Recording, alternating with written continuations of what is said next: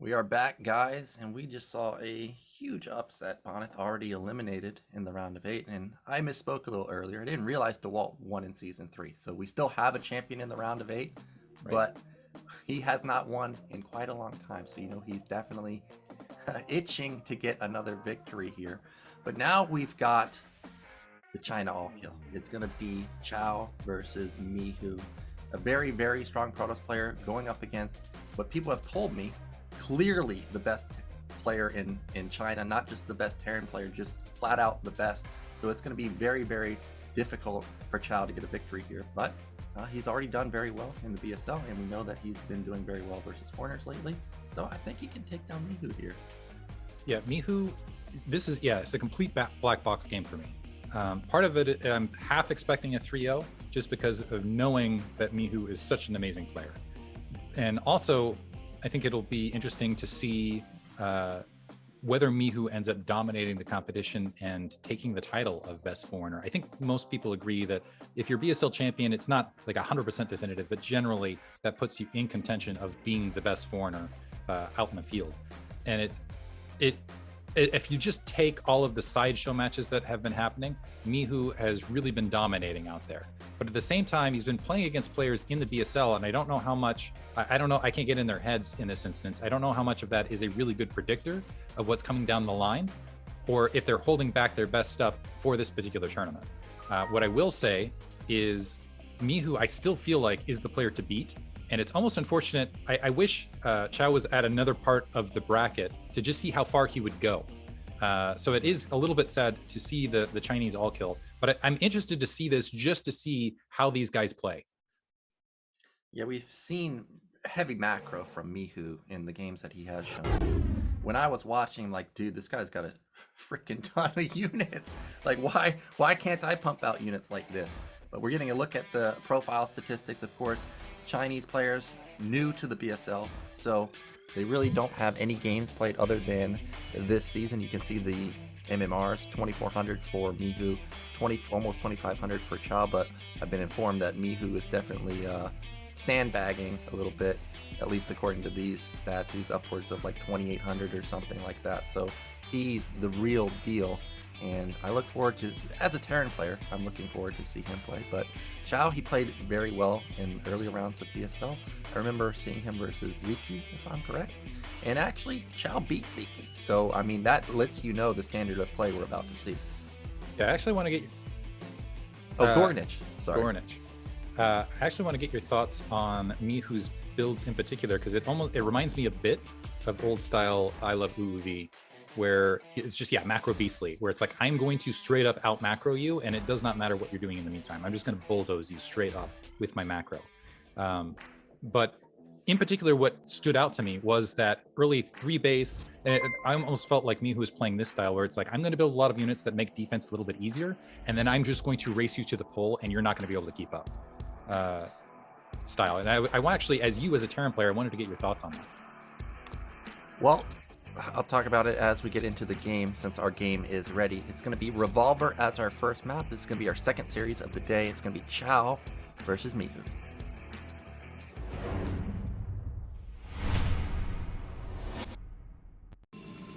Right, in the top left are red Protoss. It is Qiao. And in the upper right-hand corner, as the blue Terran, we have Mihu. Yeah, so as far as playstyles, when I initially saw Mihu play, and I think the first game I saw him play was like a 6-fact. I was like, oh, okay, is this 4GG? Are we just going to have timings over and over and over? But I like what you said, like, I love OOV. He's just got the overwhelming amount of macro. It's definitely, like, OOV's macro compared to 4GG's, I mean, is just incredible. So I think I like that comparison. I haven't seen enough of his games to give you like a definitive answer on, okay, this is his style. But from what I've seen, I also agree with what you said. He kind of just overwhelms you. He's just in your face all the time, and you just can't keep up with him. Yeah, and starting off in Revolver, I feel like this is a great map to start off for Mihu, because it is one of those maps where the natural expansion is a clutter. It's hard to attack into that natural for opponents. It's easy to establish quick additional macro bases, and then the question after that is, can you then get out of your base to go attack your opponent? And I actually kind of feel like the way that it is a rather than a vertical spawn, it's a horizontal spawn comparison. I feel like that also might play in Mihu's favor here. Yeah, so vertical spawn is the closest rush distance that you have on this map, and this is going to be a 12 Nexus. And this just seems to be the flavor of the month, really. It's almost every Protoss player I was playing a week ago. It was 12 Nexus or gasless expand from them every single game. This week, they're being a little more honest with me. They're not necessarily going 12 Nexus every time, but we see a 12 Nexus opener from Qiao. Now we have to pay close attention to, is this going to be the typical 2-gate follow-up? He's going to get greedy and go for 1 gate? Is he going to go for the Quark style, where he's going to cut a ton of probes and go for like an overwhelming amount of goons and zealots to really make sure that he can save the space and go for a counterattack? And luckily for Mihu, he's going to scout it first, so I'm wondering what his follow-up's going to be. I think he's just going to pop down. It looked like he was setting up for that 14 command center. He didn't grab that gas. And yeah, he's grabbing that command center behind it. So it looked like he was... I don't know if this is... And this is one of those situations where I don't know if this is the plan from the start, going to a 4-player thing and just go for that command center, or if this is where he knows Qiao's play style. And so he's like, okay, I know you're going to go, or maybe just general Protoss play style, where it's like, I know you're going to go potentially for that 12 Nexus, so I'm going to preempt you. I'm going to just go ahead and go the 14 command center myself. He gets first scout off. It looks like there's first scout opposite direction.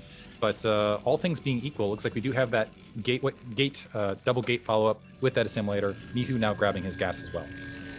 Yeah, and now that Qiao confirmed that this was fast expand compared to a gas opener, he can get away with building absolutely no defense. Now, Qiao, you got to mine there, man. You got to mine, and don't mine that gas at bottom at your net. Mine those minerals. There you go. My personal opinion is, if I'm Mihu here and I've got a gasless opener versus 12 Nexus, I am not happy, because that means I can't get vultures out to get some type of map control. I can't pressure them, because what am I going to do, rally Marines and kill a Nexus?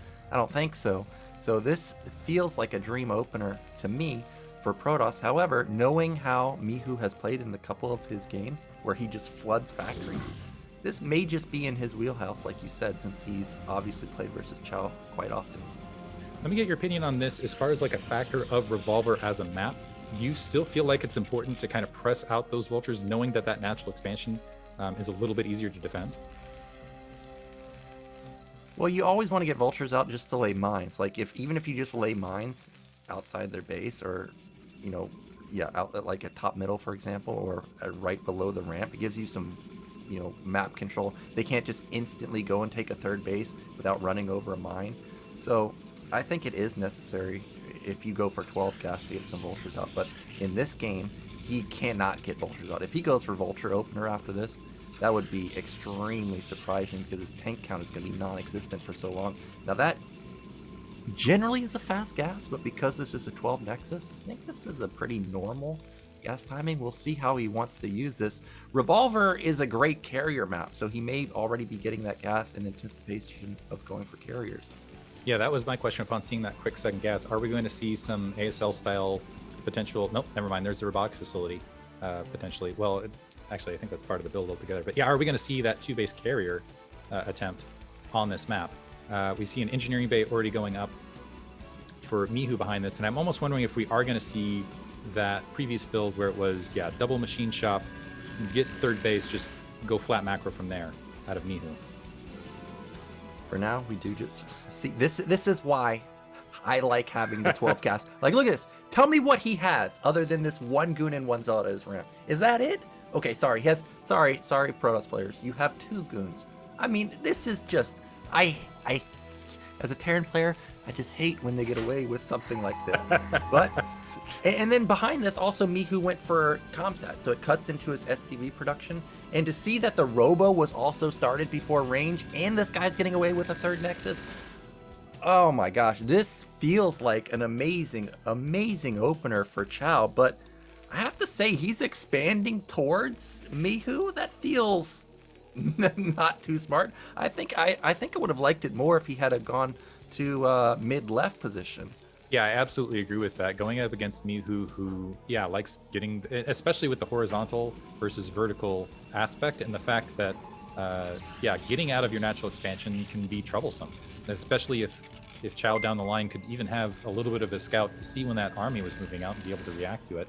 But at the horizontal location, you have those ramps and you have those siege tanks that just absolutely obliterate everything moving away across. But yeah, this goes back though. I'm wondering if Chao, knowing Mihu's style, and he's like, I'm just going to try to outpace your brutal macro.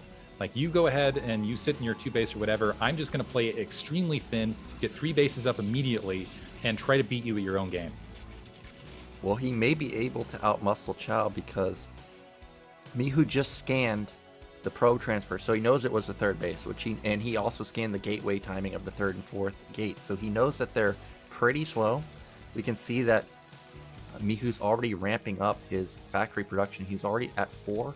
He's got a lot of SCVs though, so if he was going to go for a push, I feel like he would have cut already by now. The fact that he's at almost 45 SCVs signals to me that he may just expand behind this. Observer, how do you get in? He's going to see everything, and if I was Protoss here, I'd be looking for armory. Is there an armory? If there's no armory, then of course this is going to be some type of all-in, like 6 or 7 pet.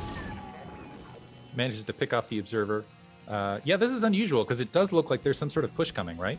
But it's off 4 factories instead of 5, and I didn't see an armory in the midst of it. Okay.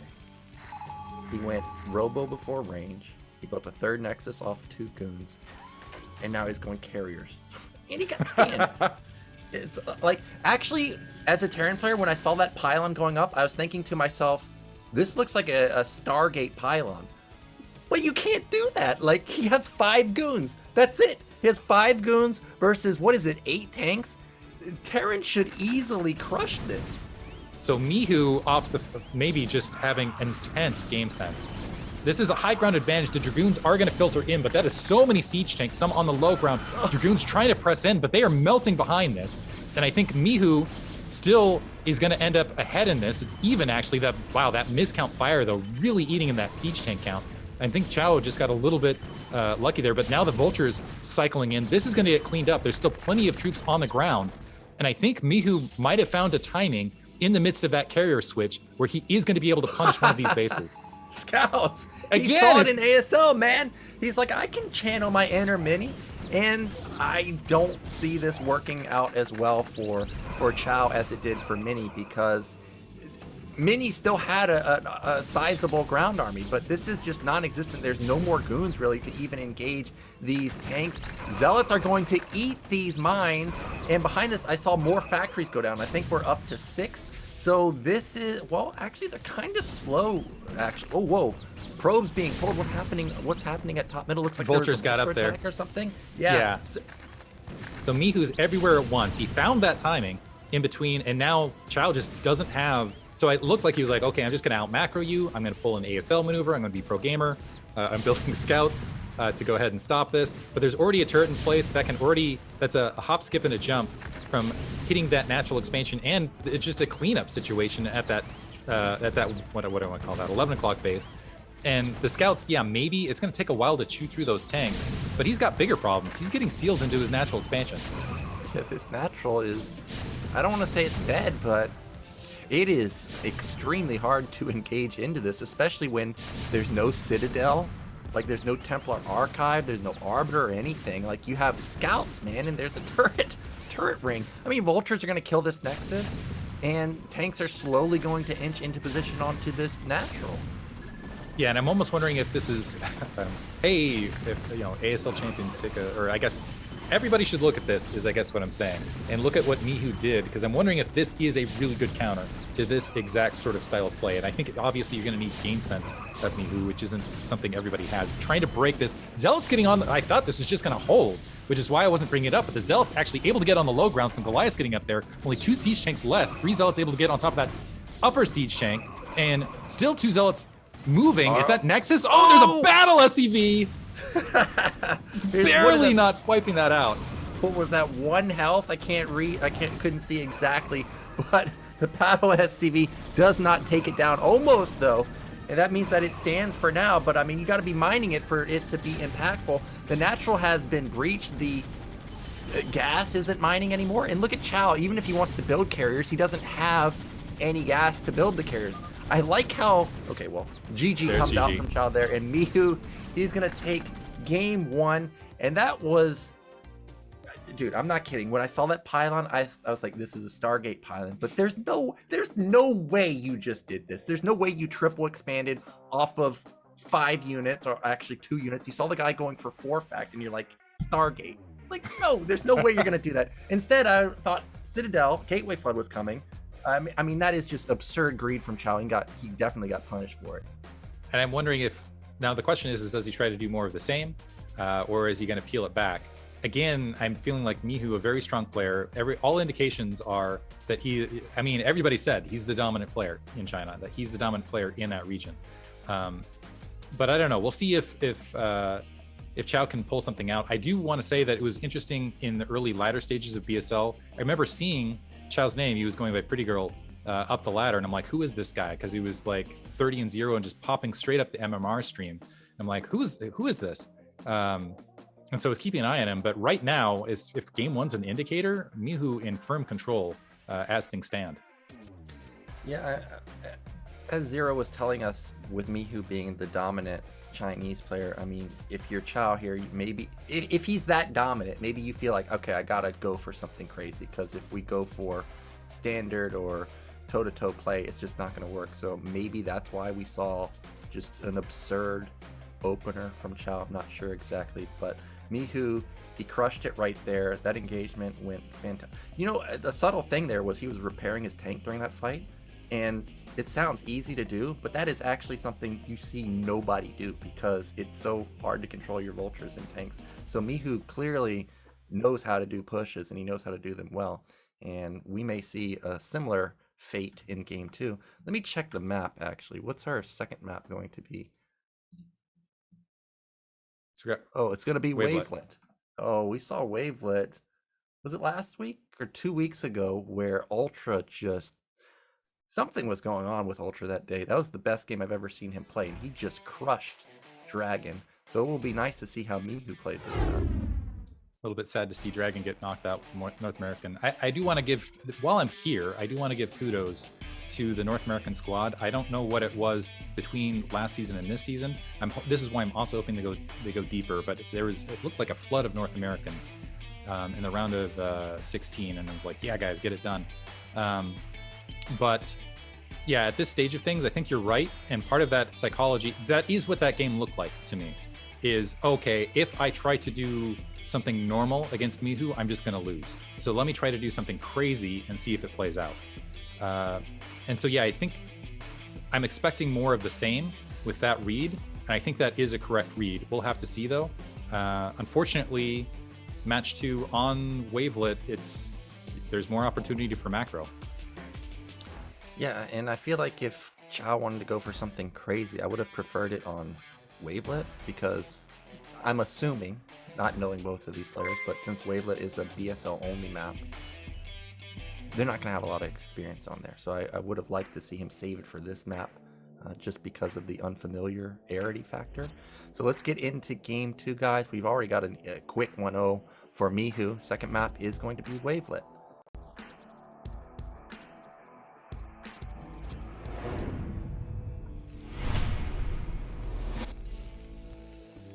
Okay, in the top left, channeling his inner 4GG with that 4-fact timing, it is Mihu. And in the bottom left-hand corner, as the red Protoss, with his tag on Pretty Girl, we have QiaoGege. Now, the gasless expand, as we've been talking about, it seems like Mihu does like to just amp up his factory count and go for huge factory timings, even though we only saw a 4-fact last time. Gasless is not an opener that Terrans play often these days, especially not versus 12 Nexus. So I wonder if we will see it again. Now that probe, okay, I thought it was going to go to the low ground, but nope, not the case. He was just going to do the standard pylon in his main. Yeah, I was kind of thinking about it. The instinct I have for Chao all the way down the line, and knowing that he has such strong brutal macro, I almost wonder if he's one of those guys that with cheese, with those early pressures, that's what he's used to engaging, and he just swats it down. He always puts himself in a situation because his macro is so strong, and he knows that he's just going to be able to outproduce guys as soon as you hit the mid game. So I'm wondering if we're going to see more of that. Yeah, could be the case. Now, this time around, I guess Qiao has deemed 12 Nexus a little bit too ambitious, or at least 3 bases too ambitious. And he's just going to go for a typical opener right now, Gateway in the main. No gas just yet, so this may just be Zealot into a Nexus, which is somewhat common these days. This build I actually have the most trouble with because it feels like you can't punish the Nexus and you have to build all these Marines for just a single Zealot. So we'll see if that's going to be what Qiao opts into. Looks like in the meantime, he is building that barracks alongside that command center. He has his refinery up, and Scout is going counterclockwise, or sorry, it's going, yeah, that's right, counterclockwise. I always mix that up for some reason in my head. Counterclockwise for Qiao, so he's going to come across Mihu's base last, unfortunately, and very likely will get boxed out by a Marine and be in the dark. In the meantime, I didn't see that SCV. Did that already get in? Yeah, the SCV already inside Qiao's base, so going to get all sorts of scouting information. Yep, first scout for Mihu again, so that's going to be great for him. Meanwhile, last scout this time around for Qiao, and this is not going to be the gasless expand. It is just going to be 2 Zealots with the cybernetics, so a pretty powerful attack, but I think Mihu should be ready. There's only 1 Marine out so far, no bunker either, so this is going to actually be pretty hard to hold when the probe gets comboed with the Zealot. Yeah, I think this is going to be one of those indicators. Is this Mihu style where he can just defend this sort of thing? The Marines reacting fairly quickly. They're retreating. That factory a distance away from that protective line. 1 SCV trying to blockade. So we got 3 Marines. Let's watch the spread here. Oh, what happened? What? So All now right, we've in hit the top left, we've got our blue Terran. hit a vortex. Yeah, We're we back. hit a vortex. Is there any superhero that has a superpower time of control? changing time? Yeah, time control. We've I got don't think so. There wasn't that Hero series, but and actually that was the character Hero, right? But yeah, Hero Nakamura, but it didn't end up. I don't know. But I liked that television series for a while, but it kind of went off the rails. That was in the midst of the writer's strike. It was super sad. Anyway, continuing with that SCV scout in the face, Nexus is up, and wow, Mihu actually picking up with these Marines and getting aggressive with them. I mean, this is just moves that you don't see. Like, if I'm Terran here, the last thing on my mind is thinking, yeah, I've got 4 Marines. Let's attack into 2 Zealots and a Goon. But he's going to do this. He's going to attack with 4 Marines, a single Vulture. Now, if he had pulled SCVs here, he easily would have crushed through this. He's actually going to kill a Pylon. I guess Qiao is a bit cautious to engage this. I feel like he would win this fight, though. And picking off a Pylon, that's great. It's going to supply block Protoss for quite a while. However, now these Marines might be a little bit isolated with the Goon chasing them. Looks like that natural is going up for Mihu in the meantime. Yeah, big lead here. Putting Qiao in the red at this stage of things. This is usually not what you see. And that is such a creative maneuver. Also, I want to point out despite what we missed in the time that we lost as a group together in the Brood War game, in that time warp. Exiting that, it looks like only a Marine took a little bit, a sliver of damage, which opened up that possibility. And just even the thought to do that, that's really like programmer level stuff. That's next level play. Yeah, he doesn't kill the Nexus, but he gets maximum amount of damage, kills a Pylon, supply blocks them, then walks away. Scot-free almost. Supply count pretty much even. Probed SCV count a little in favor of Protoss right now. And if Mihu goes into another fast academy, I mean, that could come back to bite him because you lose about 4 SCVs doing that. But for now, Econ is fine. Behind it, this time, we're seeing the more typical opener from Protoss. It's going to be a Reaver opener from him. Meanwhile, there's the Vultures that we were talking about in the first game. Going to give him map control with these. Deny a 5-minute third base easily with these Vultures. And it's going to keep Protoss on the back foot for now. Was Dragoon range even upgraded? I'm wondering if Dragoon range got skipped to allow, that Reaver to get out a little bit faster. And now the question is does Mihu engage this? He's moved a lot of those troops forward. He still has only 3 Marines to try to defend at home base against a lot of this. And now, and he's got one siege tank, so this is a lot of territory to cover to deal with that Reaver, and that is coming at him pretty fast. So maybe Qiao can get something done with this. Yeah, I think he did skip range for this because remember the cybernetics was much later than usual, so it wouldn't surprise me if he did cut that range. And that may catch Mihu slightly off guard. He may be anticipating something like a 7:30 Reaver, and if he comes in at like 7 minutes, could catch him. Now you can see Mihu, he's looking for the opening with those vultures. He wanted to run by there, but with 3 goons in the front, not going to risk it. I like the mine placement, but unfortunately for him, those are like anti-DT placements. So, oh, the eBay's not done just yet, and there goes that shuttle, and this may be pretty hard for Mihu to deal with. He only has 1 tank right now. I think he might have, 2 tanks, and I actually like that he got a couple of those siege tanks out. And this is what I was talking about. I'm wondering how much Mihu, wow, he's already anticipated this entirely. He's got Marines in position, and this is one of those things where I'm like, is this Mihu with just next level game sense, or is this him just knowing his opponent's playstyle? And if it is either way, it's very, very impressive. The Reaver trying to make its way towards the main. Keep in mind, there's still 2 Zealots in the midst of that. An SCV trailing as well, trying to build a turret underneath this. That gets quickly wiped out. So bit of delay here, but honestly, as far as what this has accomplished thus far, it doesn't look like it's really hurt much at all. Yeah, speed kicking in for that shuttle. So Qiao definitely going to commit to it in just a second. And now we may have a micro battle because there's an opening at the top side of the map. And it looks like Mihu wants to push. Is he going to turn around and try and fight this, or is he going to go on the offensive? He does turn around, and that means that this Reaver will deal a little bit of damage. He kills an SCV, may kill a depot, forced out a lot of turrets so far, I think like 3 or 4. So nice damage done so far. And, oh, actually Mihu is going to ramp up into factories. I thought we may actually see a 3rd base go down. So at this instance, when you dedicate with the speed, you need to get something accomplished. We got 2 SCVs, a delayed supply depot, wasn't able to get on that SCV line, but did delay and pull back, but looked like a little bit of a push. It looks like behind this, trying to use the Reaver as a bit of a screen, so gonna pick up a 2nd Reaver and probably head back, but also trying to grab a 3rd base, it looks like at the 5 o'clock location, and hold that. But we do have another, is this gonna be another 4 factory timing from Mihu, it looks like thus far. The Vultures again, putting out the map, dropping a handful of mines. The mines are going to spot this incoming, but keep in mind there's Dragoons behind this, but siege tanks already there to engage. Yeah, and that building, I don't think was the 3rd command center. I think it was Starport or a science facility for Mihu. So this may just be another big push. Vultures scouting around, trying to get some intel exactly what's going on. You can see the probe count is at basically 55, which is pretty darn good for 3 base saturation. All Qiao really needs to do is just start flooding gateways, because that's an armory that went up. That is, I'm hoping, the 2nd armory. It's extremely late, like it's completing at the 9-minute mark, and that means that +1 is going to be mega delayed. Obviously +2 is going to be super delayed, and kind of puts Mihu on a clock to get something done.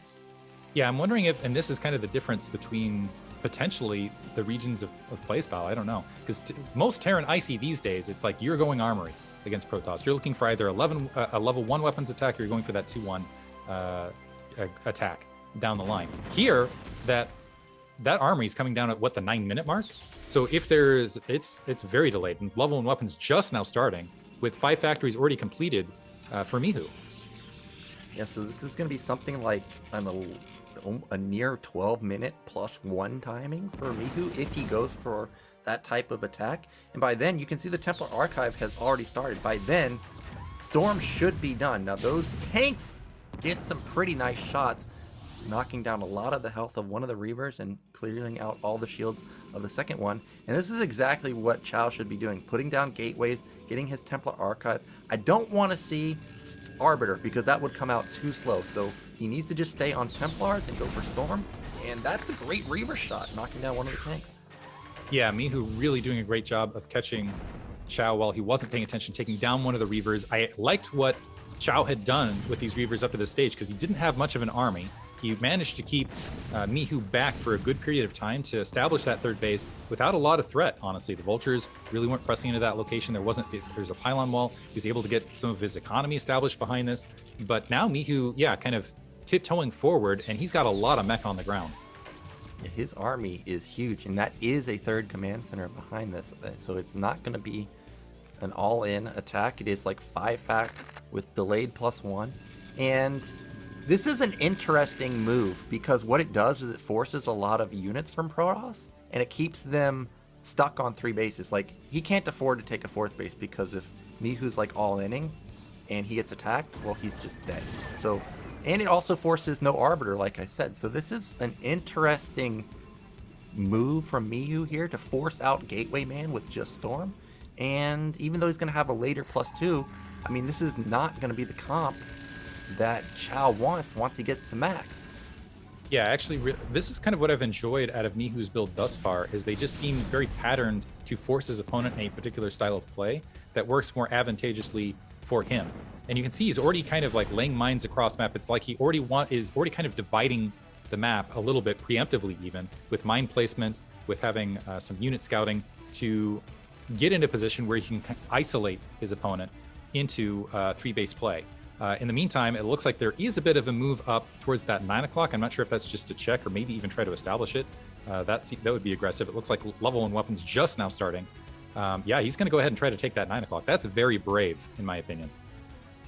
Yeah, I don't know about this position. This is another dream expansion for Protoss to for Protoss to take. In Terran's point of view, it's like, wait a minute, you're telling me I can slow push and just be right at your 4th base? I mean, that's the dream. So we'll see if this is going to be another backfire for Chao or if he'll actually get away with it. Chao is approaching max. He's almost at max supply. Jesus. Meanwhile, Mihu at 150. Yeah, so Chao doing a good job of macroing. So he's going to hit max supply. It looks like at near 13 minutes. Yeah, he's hit it at 1250. So doing a fantastic job macroing behind this. Mihu just sitting at 150.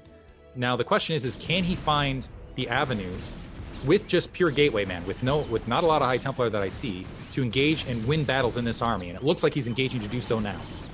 Yeah, but this is Gateway Man funneling into Terran. There's no storms just yet. There's one on a single tank. Here come the shuttles.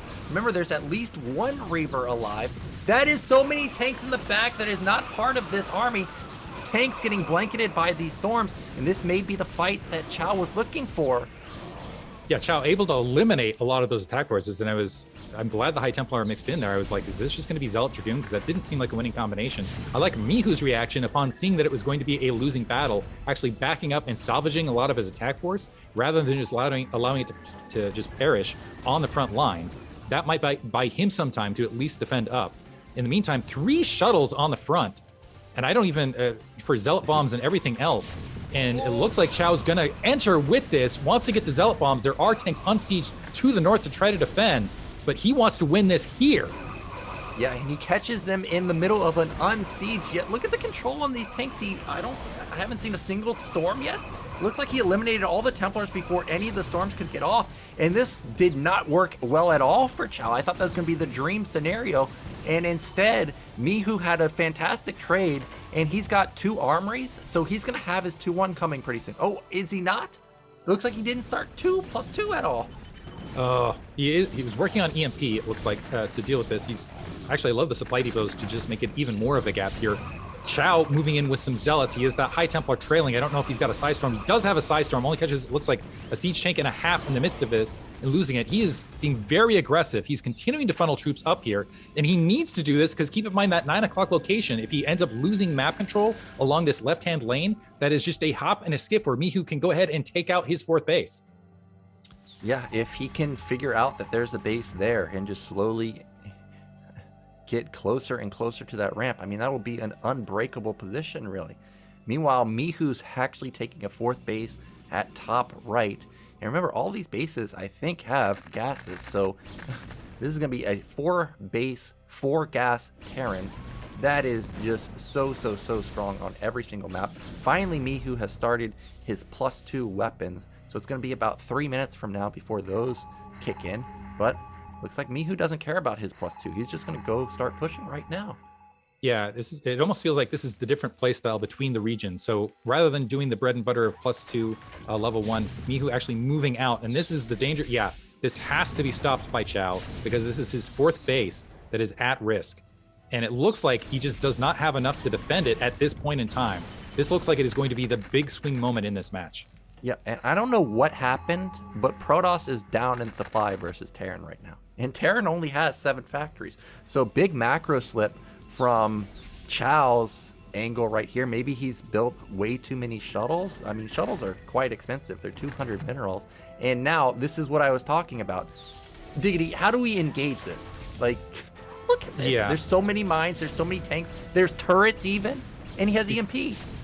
He's completely boxed out. Even if he manages to sneak a Psystorm, they're like 1 EMP and those High Templar are going to be completely neutralized. Trying to engage, it looks like head up. Maybe with some brilliant Psystorms, he can make this happen. Dropping one, that gets picked off immediately by the Vultures. Psystorming the Vultures, which is not what you want to Psystorm in this group. The Dragoons continue to press forward. More reinforcements coming down. And he's just, yeah, there's GG, realizing. And this feels like a mistake where if he had taken a different 4th, I feel like potentially this would have been a longer game. But opting to take the 4th that was at his opponent along with vertical access, it was almost like giving him a favor. It's like, yes, go ahead. And maybe he was hoping that it just wouldn't get scouted. But but otherwise, it feels like that core mistake cost him what could have been a much longer macro game. Yeah, if he had taken bottom right, I mean, Chow's army was super deadly. Had like 5 Templars, had gateway, a lot of goons, a lot of zealots, shuttle for potential storm drops. I mean, there's no need to just fight in a choked area like that. So taking bottom right would have definitely been a better position for him. But it is what it is, and now Mihu's up 2-0, and unlike the first series of the day, we're just potentially 1 game away. And if you're asking me, it looks like Chow just does not have an answer to Mihu's macro. I think, yeah, one, it doesn't seem like Chow has answers to Mihu macro. Secondarily, it almost feels like Chow is not playing his best game, where he's looking at the name of Mihu and not making, and maybe it's just he's not familiar with Wavelet.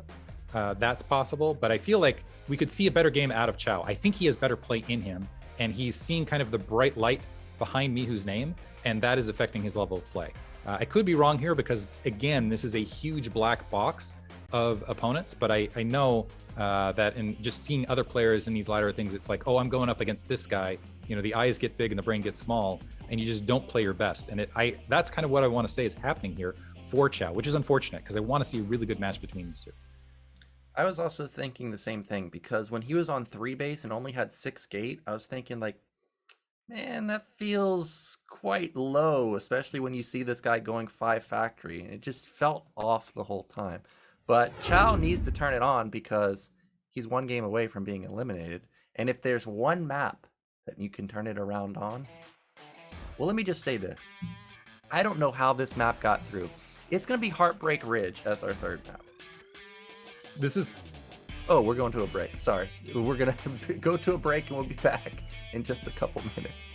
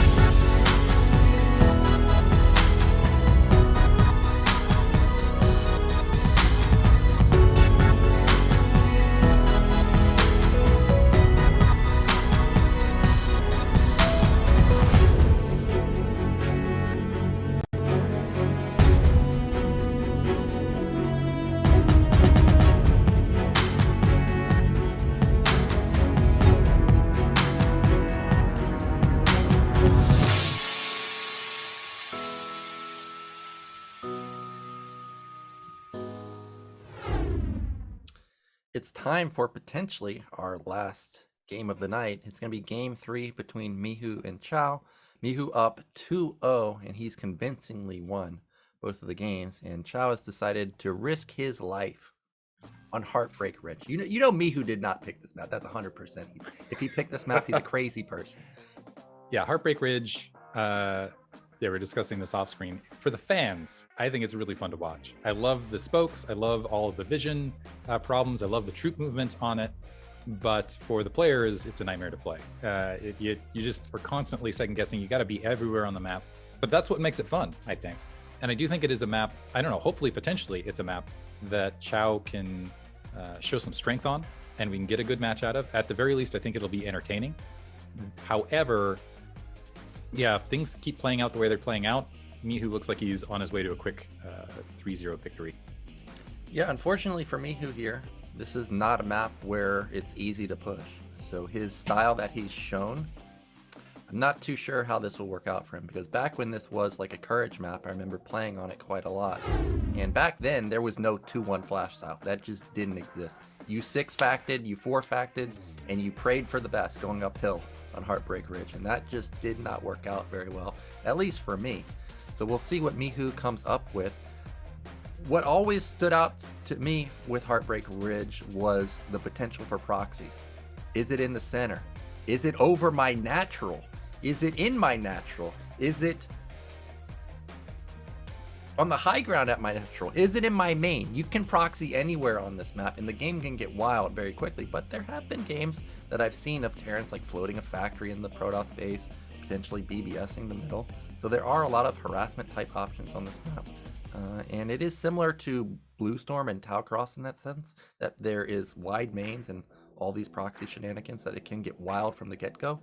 And with that said, our players are ready. Let's get into potentially our last match of the night. It's game 3, Qiao versus Mihu.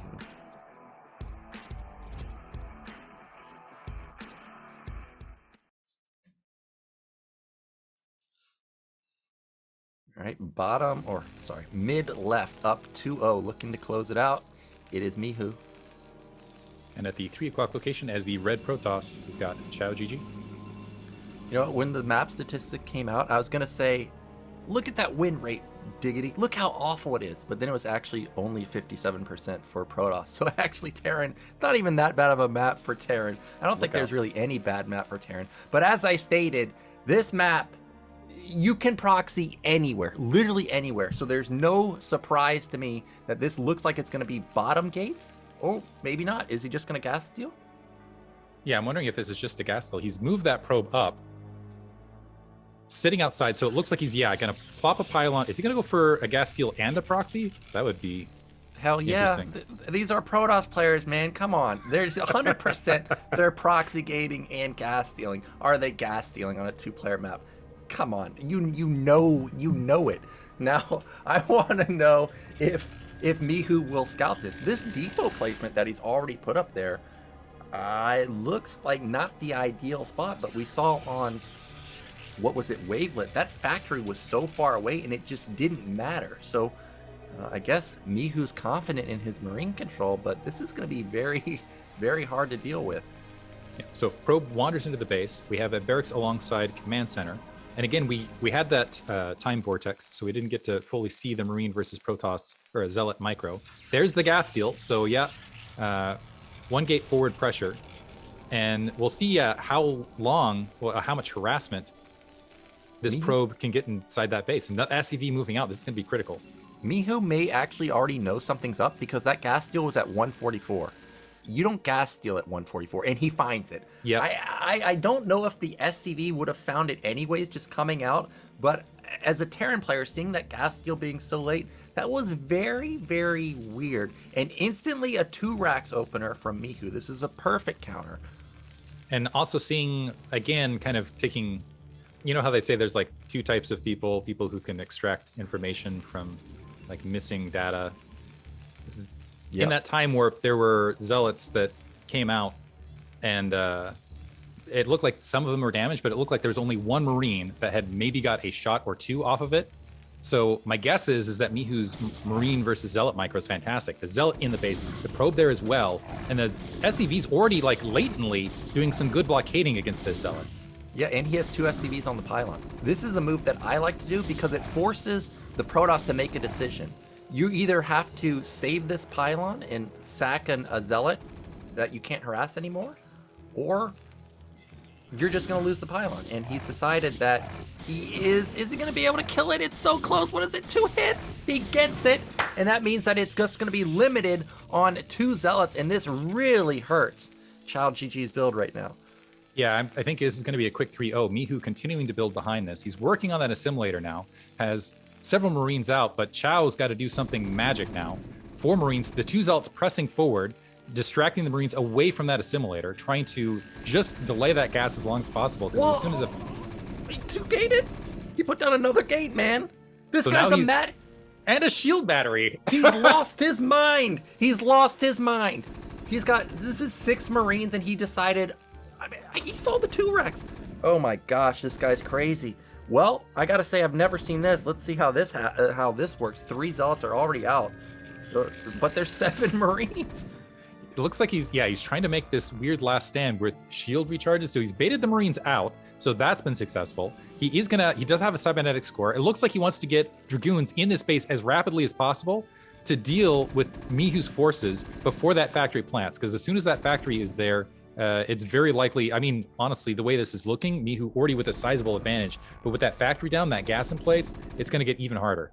Dude, Marines absolutely murder Zealots in these numbers. If he can, okay, well, first Goon is going to pop out pretty soon. He's trying to take, he gets the battery. But those Zealots got on top of the Marines before the Marines got really any shots off. And this could be a pretty good trade for Qiao. He softened up a lot of the Marines. They're within 1-shot range, maybe a couple of them. He picks off 1. But now, okay, second Goon is going to pop out. And the Goon does not have range just yet. He cannot lose these Goons. The Goons are getting pushed back off that pylon. If that pylon dies, SEV's pulling into the fight as well. If that pylon is taken out, that is absolutely it.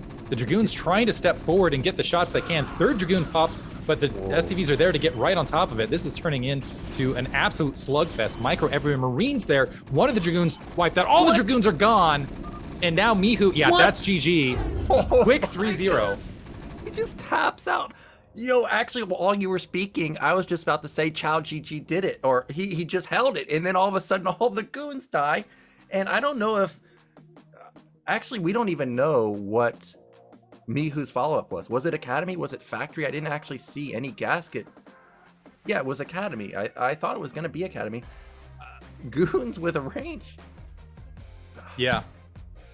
I mean, they can kill so many Marines with range. Mihu, quick 3-0ing. I actually wanted these games to go a little bit longer than that, mostly to just get some sort of information, just get something out of like these 2 players' playstyle.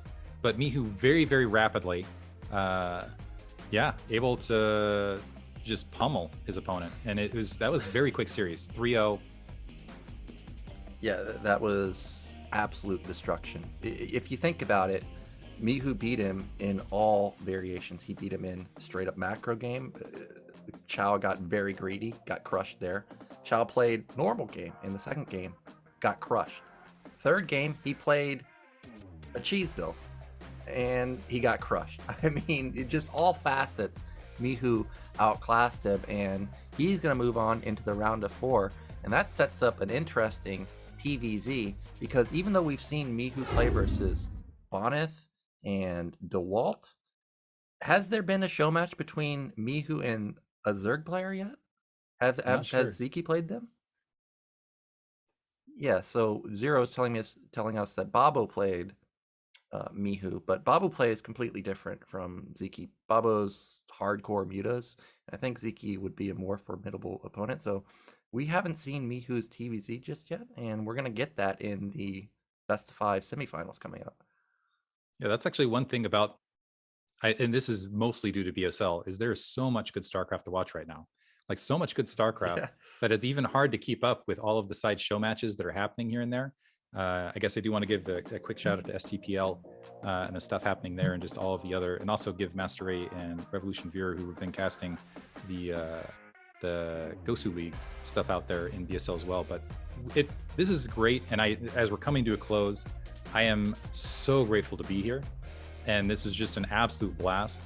And I think everybody should give props to Zero for just making sure this happens, and also Esports Fund, because this game one in particular, the first series in particular, just amazing StarCraft, and it just feels, especially as China is starting to enter this is turning into a golden age of StarCraft again, where we just have incredible matches, like so much to watch, just so much to watch. So be sure, I guess this is a cheer, like as a person who is a commentator, but also feel like I'm a person of the community, like, yeah, let's keep supporting BSL, get the donations, get the subs, all that sort of stuff out to make sure more amazing StarCraft keeps happening.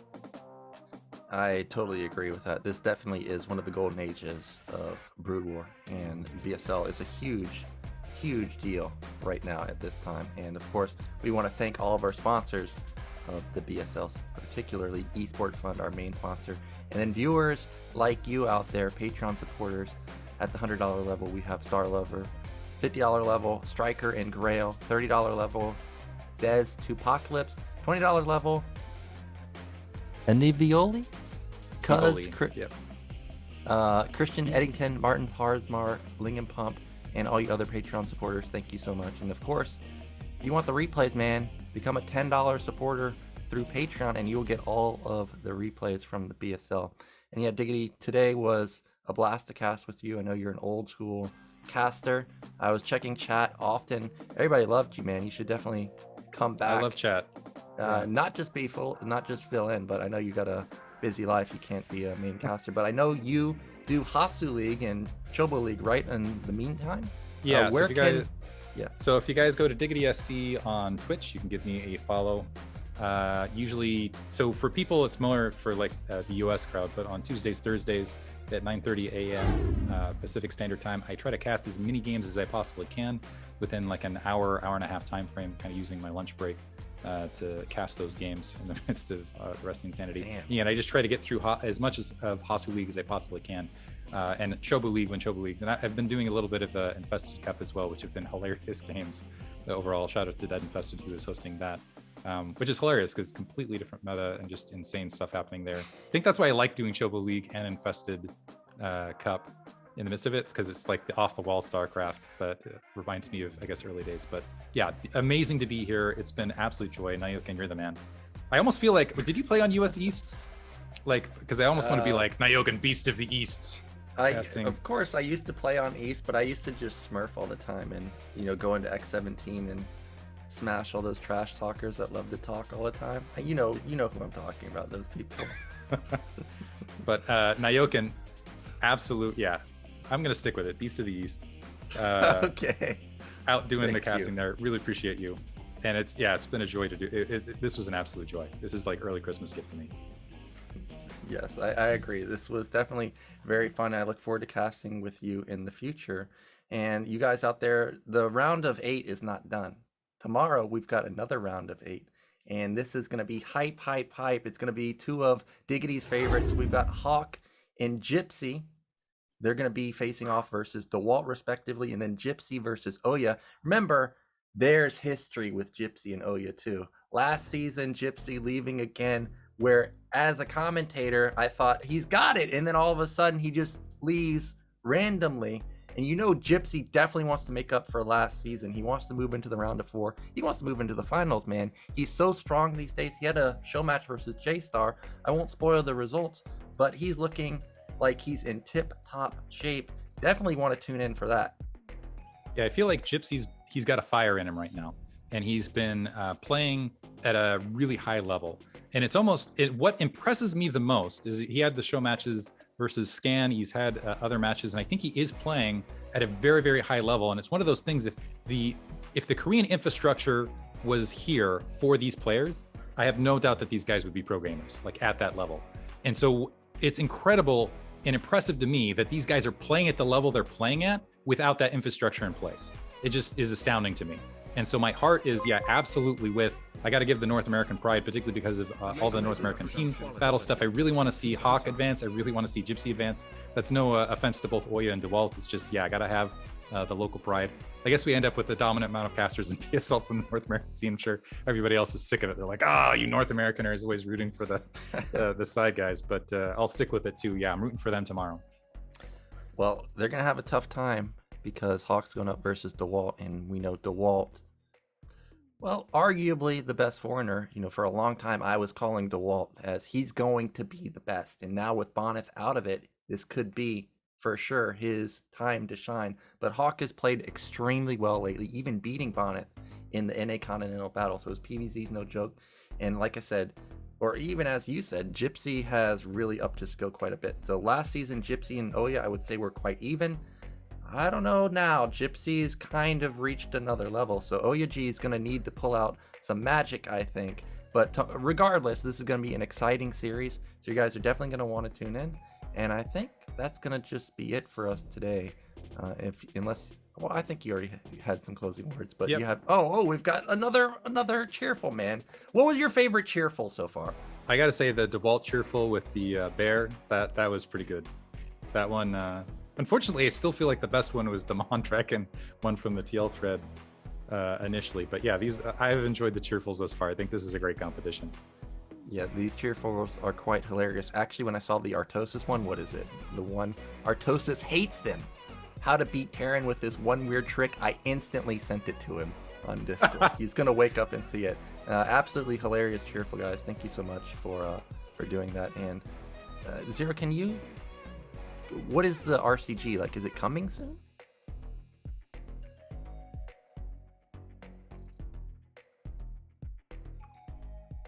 So RCG is planned for the August, and if the COVID will allow, it will be offline. So winner of this cheerful contest will the offline ticket, the Russian side. So it's on the round of 8 right now. So we finished it on the round of 8 after round of 16. So we have 8 best players, and those 8 best players will fight for the championship. So it was postponed for a year. Okay, I'm muting myself again. Okay, thank you for clarifying that. So August, look forward to that, guys, potentially offline. I don't know how COVID will be around then, but of course we're always fingers crossed for that, because when Artosis and Rapid went, was it Rapid? I can't remember, but Artosis 100% said it was amazing. So definitely looking forward to that. And now I think we're going to wrap up. Thank you guys so much for watching. It was a blast. Tomorrow's going to be an amazing game. It's going to be another NA versus EU matchup. Definitely don't want to miss out. Can Gypsy make it to the round of 4? Can DeWalt make it to the round of 4 now that Boneth has been eliminated? Find out. If you want to find out, you're going to have to tune in tomorrow. See you there. Much love, everybody.